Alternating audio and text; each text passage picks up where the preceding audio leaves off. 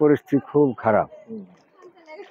নাই টিউবওয়েলের পানি, নাই মনে করো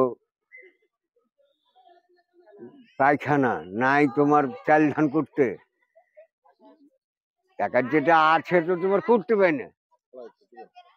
তো আর ইয়ে করে এখন কতদিন থাকবে, কি হবে, এই তো কোনো এখানে তো।